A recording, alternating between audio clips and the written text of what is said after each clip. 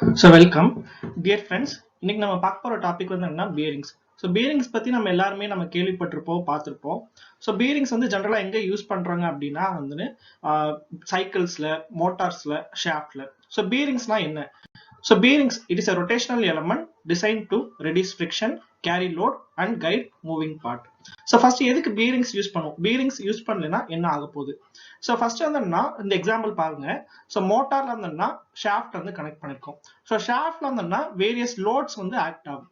And then due to continuous rotation of shaft, shaft வந்து கண்டினியூஸா நமக்கு வந்து ரொட்டேட் ஆக போறதுனால வந்துன்னா ஹீட் வந்து நமக்கு வந்து ஜெனரேட் ஆகும். அந்த ஹீட் ஜெனரேட் ஆகிறதுனால மோட்டார் வந்து மால் ஃபங்க்ஷன் ஆகிறதுக்கு பாசிபிலிட்டி இருக்கு. நெக்ஸ்ட் கேஸ் வந்து பாத்தீங்கன்னா ஒரு ஷாஃப்ட் இருக்கு. நெக்ஸ்ட் சொன்ன மாதிரி இருந்தோம்னா ஷாஃப்ட் இருந்தோம்னா வேரியஸ் லோட்ஸ் வந்து ஆக்ட் ஆக போகுது. அப்படி லோட் ஆக்ட் ஆகும்போது பீரிங் வந்து யூஸ் பண்ணலன்னா ஷாஃப்ட் இருந்தோம்னா பெண்ட் ஆக சான்சஸ் இருக்கு. இன்னொன்னு வந்து மிஸ்அலைன்மெண்ட் ஆக சான்சஸ் இருக்கு. ஸோ அதனால வந்து பீரிங் வந்து யூஸ் பண்ணணும்.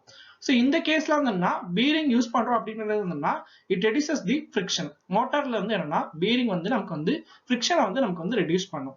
So what is the function of bearing? bearing ஓட ஃபங்க்ஷன் வந்து என்னன்னா it reduces the friction and makes rotation more smooth. Next function வந்து it supports the rotation and maintains the correct position of the rotating shaft. So bearings are mechanical assemblies that consist of rolling elements and usually inner and outer races which are used for rotating or linear shaft applications. So function of bearing அப்படின்றது வந்து என்ன? First function வந்து என்ன? It ensures free rotation of shaft with minimum friction. Second function வந்து என்ன? It supports the shaft or axle and holds it in the correct position. Third function வந்து என்ன? It takes up the forces. Forces அப்படின்றது ஒண்ணும் இல்ல, load that act on the shaft. அது வந்து என்ன பண்ணா அந்த load வந்து it transmits to the frame or the foundation.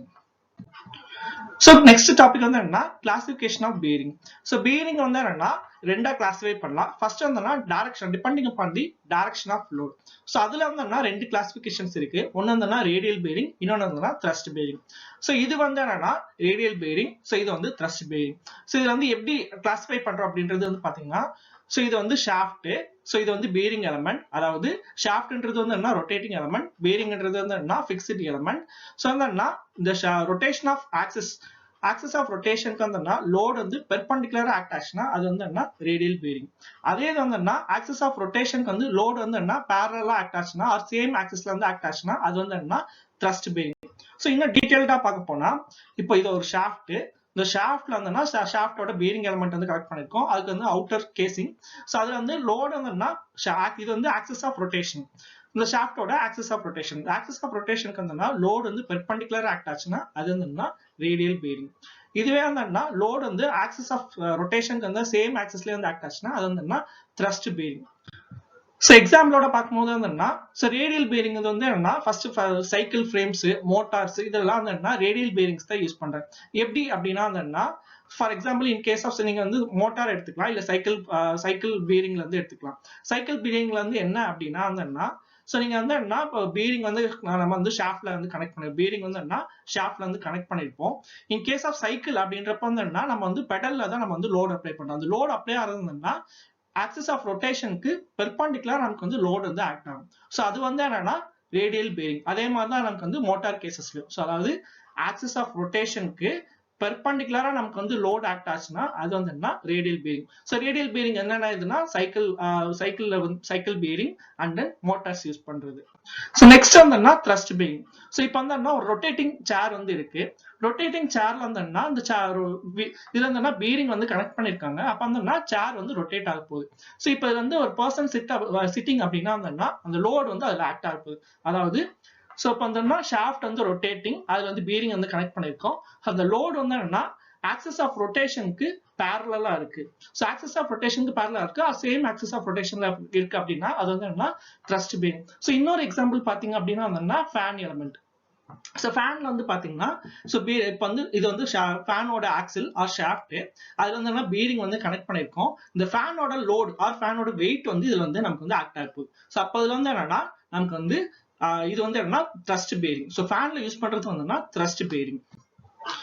So next classification அப்படின்றது வந்து என்னன்னு பாத்தீங்கன்னா depending upon the nature of contact. அதுல வந்து ரெண்டு உண்டு. ஒன்னு வந்து ஸ்லைடிங் கான்டாக்ட் பேரிங், இன்னொன்னு வந்து ரோலிங் கான்டாக்ட் பேரிங்.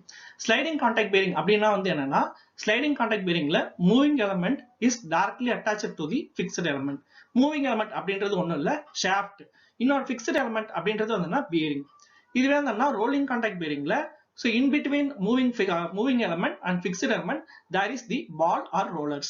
so அப்ப வந்து இதுல வந்து என்ன rolling contact bearing வந்து moving elementக்கும் fixed elementக்கும் in betweenல வந்து balls or rollers வந்து நமக்கு வந்து இருக்க போகுது. so இது வந்து என்ன depending upon the nature of contact. இது வந்து என்ன sliding contact bearing, இது வந்து என்ன rolling contact bearing. so detailed-ஆ பார்க்க போனா so sliding contact bearingல வந்து என்ன இது வந்து ஷாஃப்ட் வந்து இன்னொரு நேம் வந்து we call it as journal. So அதுக்கப்புறம் வந்து அவுட்டர்ல வந்து லூப்ரிகேட்டிங் ஆயில். சோ அதுக்கப்புறம் இருக்கிறது வந்து புஷ் மெட்டீரியல். அதுக்கப்புறம் இருக்கிறது வந்து பேரிங் அவுட்டர் கேசிங். இதுவே வந்து ரோலிங் கான்டாக்ட்ல வந்து பாத்தீங்கன்னா சோ இன்னர்ல இருக்கிறது வந்து ஷாஃப்ட், அதுக்கப்புறம் வந்து இன்னர் பேரிங் ரிங், அதுக்கப்புறம் இருக்கிறது வந்து பால் மெட்டீரியல், அடுத்தது வந்து அவுட்டர் பேரிங். சோ இப்போ இது வந்து என்னன்னா நமக்கு வந்து ரோலிங் கான்டாக்ட் பேரிங். சோ இதுல எப்படி நமக்கு வந்து இதாக போகுது அப்படின்னா இந்த ஷாஃப்ட் வந்து நமக்கு வந்து ரொட்டேட் ஆகுது. சோ இனிஷியலா வந்து ஷாஃப்ட் ரொட்டேட் ஆகும்போது due to the rotation of the shaft வந்து இந்த பால்ஸ் ஆர் ரோலர்ஸ் வந்து நமக்கு வந்து ரொட்டேட் ஆக போகுது. பட் இந்த அவுட்டர் பேரிங் எலமெண்ட் வந்து என்னன்னா ஃபிக்ஸ்டா தான் இருக்கும். சோ அது வந்து நமக்கு வந்து ரொட்டேட் ஆகாது. சோ ஷாஃப்ட் ரொட்டேட் ஆகிறதுனால நமக்கு வந்து இந்த பால்ஸ் ஆர் வந்து ரோலர்ஸ் வந்து ரொட்டேட் ஆக போகுது.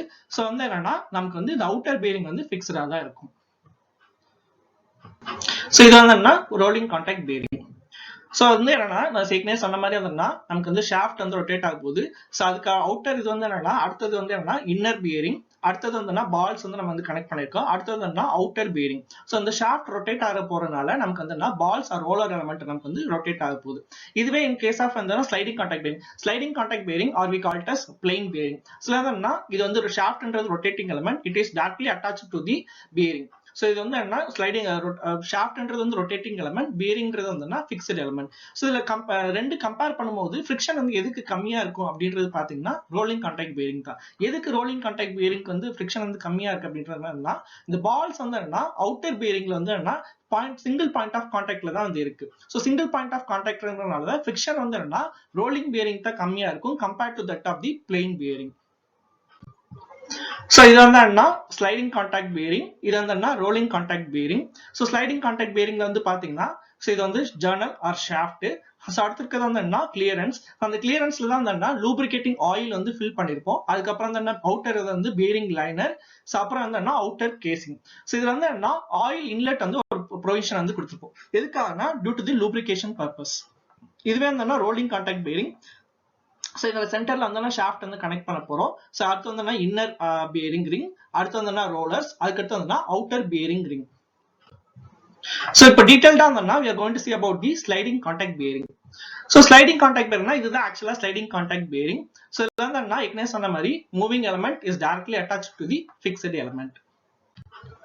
சோ இதோட அட்வான்டேஜஸ் அப்படின்றது வந்து பாத்தீங்கன்னா plain bearing are cheap to produce and have noiseless operation. They are easily machined and have vibration damping properties. அதோட disadvantages என்னன்னு பாத்தீங்கன்னா it should have large supply of lubricating oil. அதுக்கப்புறம் இது வந்து only for low temperature and speed applications மட்டும் தான் sliding contact bearing வந்து நம்ம வந்து யூஸ் பண்ண முடியும். So ஏற்கனவே சொன்ன மாதிரி வந்து so depending upon the lubrication, so sliding contact bearing வந்து ரெண்டு டைப்ஸா கிளாசிஃபை பண்ணலாம். ஒன்னு வந்து hydrodynamic lubricated bearing, இன்னொன்னு வந்து hydrostatic lubricated bearing. So hydrodynamic lubricated bearing அப்படின்னா வந்து so இது வந்து shaft, it is a rotating element, so bearing element அப்படின்றது வந்து fixed. so இதுல வந்து lubricant time, so in between gapல வந்து lubricating oil வந்து fill பண்ண போறோம். so initially வந்து so before starting of rotation நமக்கு வந்து shaft வந்து bearing ஓட நமக்கு வந்து டச்ல இருக்கும். இதே நமக்கு வந்து shaft rotate ஆக ஸ்டார்ட் ஆகும்போது due to centrifugal forceனால நமக்கு வந்து அந்த due to centrifugal force and pressure distribution of oilல நமக்கு வந்து pressure distribute ஆகிறதுனால and then by means of wedging actionன்றது ஒண்ணும் இல்ல, pressure distribution வந்து நமக்கு வந்து இந்த shaft rotationனால வந்து centrifugal forceனால நமக்கு வந்து pressure வந்து oil வந்து distribute ஆகும். so அந்த oil distribute ஆகும்போது வந்து நமக்கு வந்து shaft வந்து center position வந்து attain ஆக ட்ரை பண்ணும். so இதான் வந்து hydrodynamic lubricated. so இது வந்து ஜெனரலா வந்து journal bearing அப்படின்றது சொல்லுவோம். so இன்னும் டீடைல்டா பார்க்க போனா வந்து so வந்து shaft வந்து இனிஷியலா வந்து என்ன ஷாஃப்ட் பொசிஷன் வந்து இனிஷியலா வந்து பிஃபோர் ரொட்டேஷன் வந்து என்னன்னா இனிஷியலா வந்து என்ன பீரிங்கோட நமக்கு வந்து கான்டாக்ட்ல வந்து இருக்கும். ஸோ இதுவே வந்து என்ன ஷாஃப்ட் வந்து நமக்கு ரொட்டேட் ஆகும் போது வந்து என்ன ரொட்டேட் ஆக ஸ்டார்ட் ஆகும்போது நமக்கு வந்து என்ன டியூ டு இங்க வந்து ப்ரெஷர் அப்ளை பண்ற சென்ட்ரிபிகல் ஃபோர்ஸ்னால நமக்கு வந்து லூப்ரிகேட்டிங் ஆயில் வந்து ப்ரெஷர் வந்து நமக்கு வந்து டிஸ்ட்ரிபியூட் ஆகும். அப்படின்றதுனால நமக்கு வந்து பை மீன்ஸ் ஆஃப் வெட்ஜிங் ஆக்ஷன் இந்த ஷாஃப்ட் வந்துன்னா சென்டர் பொசிஷன் வந்து நமக்கு வந்து அட்டைன் ஆகும். ஸோ இது வந்து என்ன ஹைட்ரோடைனமிக் லூப்ரிகேட்டட் பேரிங். ஸோ இது இன்னும் டீடைல்டா நமக்கு வந்து பார்க்கணும்னா ஸோ இங்க வந்து பாத்தீங்கன்னா இனிஷியலா வந்து ஷாஃப்ட் வந்துட்டு நமக்கு வந்து பீரிங்கோட நமக்கு வந்து என்ன கான்டாக்ட்ல வந்து இருக்கு. இதுவே வந்து ஷாஃப்ட் ரொட்டேட் ஆகும் போது வந்து என்னன்னா ஷாஃப்ட் ரொட்டேட் ஆக by means of lubricating pressure distribution நமக்கு வந்து என்ன ஷாஃப்ட் வந்து சென்டர் பொசிஷன் வந்து அப்டேன் ஆகும்.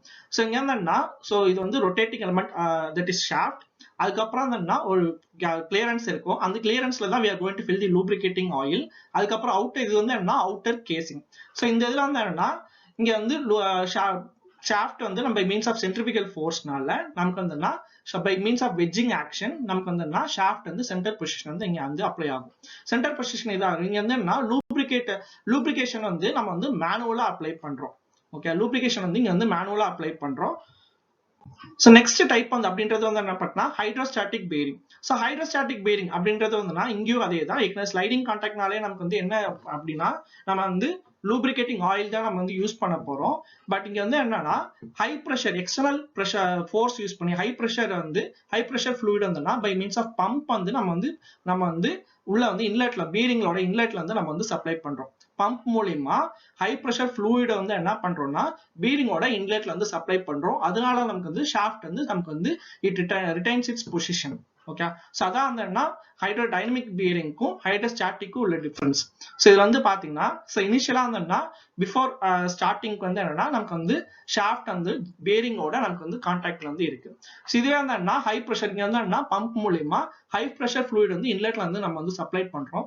சப்ளை பண்ணும்போது due to rotation of the shaft and high pressure ஃப்ளூயிட்னால என்ன நமக்கு வந்துட்டு ஷாஃப்ட் வந்து it retains its position.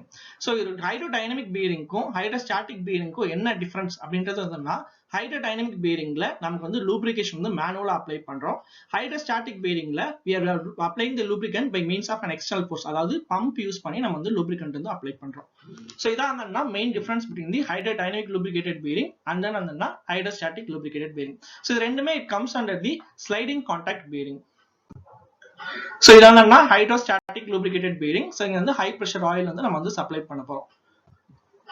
So next வந்து லூப்ரிகேஷன். ஸோ லூப்ரிகேஷன் வந்து எதுக்கு அப்படின்னா to reduce the friction and wear between the mating surfaces. So main property of the lubricant அப்படின்றது வந்து it is temperature dependent, that is viscosity. அதாவது இப்போ due to continuous ரொட்டேஷனால நமக்கு வந்து என்னன்னா டெம்பரேச்சர் வந்து இன்க்ரீஸ் ஆகும். ஸோ இன்க்ரீஸ் ஆகிற சுச்சுவேஷன் வந்து விஸ்காசிட்டி வந்து நமக்கு வந்து டிக்ரீஸ் ஆக ஆரம்பிக்கும். ஸோ அப்படின்றப்ப நம்ம we have to choose the lubricant which has a high viscosity. So இங்க என்னன்னா types of lubricant. So first வந்து லிக்விட் லூப்ரிகன்ட். லிக்விட் லூப்ரிகன்ட்ன்றது வந்து எக்ஸாம்பிள் வந்து என்னன்னா SAE 10, 20, 40 இதெல்லாம் வந்து என்ன standard lubricating oils. So next வந்து செமி சாலிட் லூப்ரிகன்ட். அது வந்து எக்ஸாம்பிள் பாத்தீங்கன்னா கிரீஸ். நெக்ஸ்ட் வந்து சாலிட் லூப்ரிகன்ட். ஸோ அதோட எக்ஸாம்பிள் பாத்தீங்கன்னா graphite. So graphite is an excellent solid lubricant material. So next topic வந்து என்னன்னு பாத்தீங்கன்னா desired properties of the bearing மெட்டீரியல்ஸ். ஸோ பேரிங் மெட்டீரியல்ஸ்க்கு வந்து என்னென்ன ப்ராப்பர்ட்டிஸ் வந்து இருக்கணும் அப்படின்றது ஃபர்ஸ்ட் வந்து குட் ஃபெட்டிக் ஸ்ட்ரென்த். எதுக்காக ஃபெட்டிக் ஸ்ட்ரென்த் வந்து நமக்கு வந்து அதிகமா இருக்கும் அப்படின்றது பாத்தீங்கன்னா நான் ஏற்கனவே சொன்ன மாதிரி நம்ம பேரிங்ஸ் வந்து ஷாஃப்ட்ல தான் வந்து கனெக்ட் பண்ண போறோம். ஸோ ஷாஃப்ட்ல வந்து fatigue loads or fluctuating loads வந்து நமக்கு வந்து ஆக்ட் ஆகும். அப்படி ஆக்ட் ஆகிறப்ப வந்து மேக்னிடியூட் வந்து நமக்கு வந்து இன்க்ரீஸ் ஆகும். அந்த மேக்னிடியூட் இன்க்ரீஸ் ஆகிறனால ஃபெட்டிக் ஸ்ட்ரெஸ் வந்து நமக்கு வந்து ஆக்ட் ஆகும். ஸோ அந்த bearing material should have the ability to withstand the fatigue stress. So அதனால இந்த bearing material should have a good fatigue strength. So next வந்து compressive strength. So compressive strength அப்படின்றது வந்து நமக்கு வந்து in case of radial load வந்து act ஆகுது அப்படின்னா வந்து ரேடியல் லோடுன்றது ஒண்ணு இல்ல, அதாவது ஆக்சிஸ் ஆஃப் ரொட்டேஷனுக்கு பெர்பெண்டிகுலரா வந்து லோட் ஆக்டர் தான் வந்து ரேடியல் லோட் அப்படின்றது சொல்றோம். ஸோ ரூட் ரேடியல் லோட் வந்து ஆக்ட் ஆகிறதுனால நமக்கு வந்து கம்ப்ரசிவ் லோட் வந்து ஆக்ட் ஆகும். அதனால கம்ப்ரசிவ் ஸ்ட்ரெஸ் வந்து நமக்கு வந்து கிரியேட் ஆகும். ஸோ அதனால bearing material it should withstand the compressive stress so that it should have good compressive strength. Next வந்து good corrosion and wear resistance. So next property வந்து குட் தெர்மல் கண்டக்டிவிட்டி. ஏன் thermal conductivity அப்படின்னா பாத்தீங்கன்னா it should have material வந்துட்டு நமக்கு வந்து due to continuous rotation அப்படின்றதுனால வந்து என்னன்னா, ஏன்னா பேரிங்னாலே எனக்கு வந்து ரொட்டேட்டிங் எலமெண்ட் தான். ஸோ இப்போ கண்டினியூஸ் ரொட்டேட்டிங் எலமெண்ட்னால இருந்ததுன்னா நமக்கு வந்து ஹீட் வந்து ஜென்ரேட் ஆகும். ஸோ அப்போ வந்து என்னன்னா it should dissipate the heat. So அந்த ஹீட் வந்து டிசிபேட் பண்றதுக்காக என்னன்னா அந்த bearing material should have good thermal conductivity. So காமனா என்னென்ன மெட்டீரியல்ஸ் யூஸ் பண்றாங்க பியரிங்ல அப்படின்றது பாத்தீங்கன்னா ஃபர்ஸ்ட் வந்து அலுமினியம் அலாய், நெக்ஸ்ட் வந்து காப்பர் அலாய், நெக்ஸ்ட் வந்து பாபிட் அலாய், நெக்ஸ்ட் வந்து cast iron, next steel, next வந்து சில்வர் மெட்டீரியல். சோ ஃபர்ஸ்ட் வந்து பாபிட் மெட்டீரியல். சோ பாபிட் மெட்டீரியல் தான் மோஸ்ட் காமனா யூஸ் பண்றது வந்து பியரிங் மெட்டீரியல். சோ இதுல வந்து என்ன ரெண்டு உண்டு. ஒன்னு வந்து டின் பேஸ் பாபிட் மெட்டீரியல், இன்னொன்னு வந்து lead base babbitt material. So lead base tin base babbitt material வந்து என்னன்னா, சோ இதோட காம்போசிஷன் என்னன்னு பாத்தீங்கன்னா டின் வந்து 90%, காப்பர் வந்து 4.5%, ஆன்டிமனி வந்து 5%. அதே let base babbitt material composition பாத்தீங்கன்னா லெட் 84%, டின் 6% அண்ட் ஆன்டிமனி வந்து 9.5%. இது வந்து எப்ப யூஸ் பண்ணுவோம் அப்படின்னா மேக்ஸிமம் பீரிங் பிரஷர் வந்து 7 to 14 Newton per mm square இருக்கும்போது அந்த இந்த மெட்டீரியல் வந்து யூஸ் பண்ணுவோம்.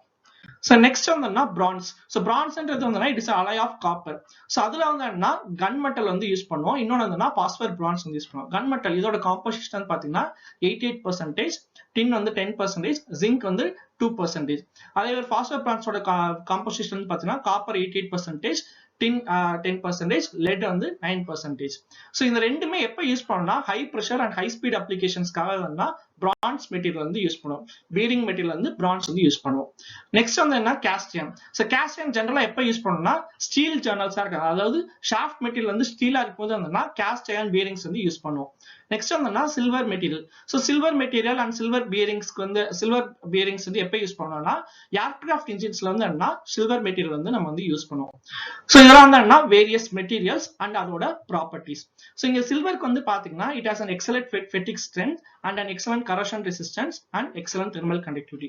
சோ இதனால இந்த அப்ளிகேஷன் இதனால தான் என்னன்னா சில்வர் மெட்டீரியல் வந்து சில்வர் பீரிங்ஸ் வந்து என்னன்னா it is used in the aircraft applications. So இதோட இது வரைக்கும் என்ன பார்த்திருக்கோம் அப்படின்னா வந்து பீரிங்ஸோட பேசிக்ஸ் பார்த்திருக்கோம், கிளாசிபிகேஷன்ஸ் ஆஃப் பீரிங்ஸ் பார்த்திருக்கோம். சோ அதுல வந்து என்னன்னா we are seen about the sliding contact bearing. So அதுல இன்னும் டீடைலா பார்க்கும்போதுனா hydrodynamic bearing and hydrostatic bearing வந்து பார்த்திருக்கோம்.